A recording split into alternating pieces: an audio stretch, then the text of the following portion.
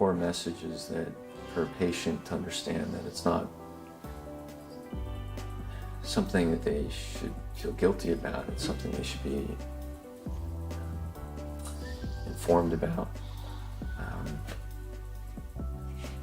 It's something that I think the physicians need to be informed about, because they're almost part of the mechanism of guilt, because they're propagating the misconception. That's unfortunate, because as physicians we really shouldn't be judgmental. We should really be more in tune to how can we get our patients from A, a condition where they're not healthy, to B, where they are healthy. It's not about criticism, it's about information, support, and trying to facilitate the process. And I, as a fellow, been involved in looking at lymphatic-venous bypass and things of that nature for lymphedema. And as that process went on and we had more patients with lymphedema, we would start to see patients with lipedema who were either basically misdiagnosed and sent to us. That was the most common reason. And then as we started going down this path of learning more about lipedema, having patients who thought they had lipedema coming to see us and asking what we could do. It's also a very unique process to see the patients driving a lot of this. There's such a tight community amongst patients who realize that they have lipedema.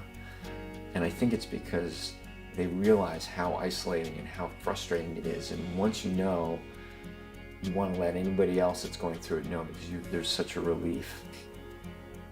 That's something that resonates with caregivers, because you see something that suddenly is empowering to patients, and you see an opportunity to make things better. You don't have to try and convince a patient to do a study. They want to know more. They've been dealing with this their whole lives and nobody knew anything about it. They're like, I can do whatever I can do, let me know, because I want to know how to make this better. And my daughter, I don't want to have to go through it the way I had to go through it. And if there's something that's going to be better 10 years from now for her, that'd be great.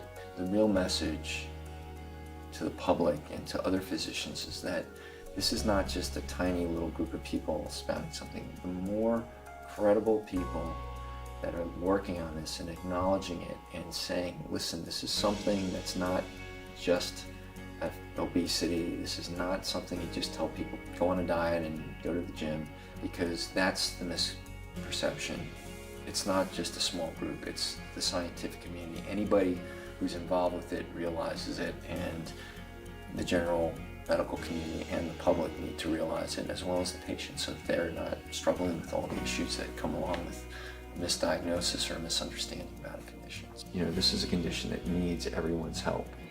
Your understanding of lymphatics translates into your understanding of lymphedema, and your understanding of the venous system and vascular and flow and pressure gradients also translates in, and all the basic science. It all comes to bear, and the more people with more diverse backgrounds come to bear on it, it's like the analogy we've said before. It's like you have a lot of blind men feeling the elephant, and you're trying to get a description, and only when they all come together with all the perspectives do you really get a true sense of what you're dealing with. And that's where we're sort of at right now. I think we're all kind of trying to bring our perspectives together collectively, and to get a better sense of what we're dealing with.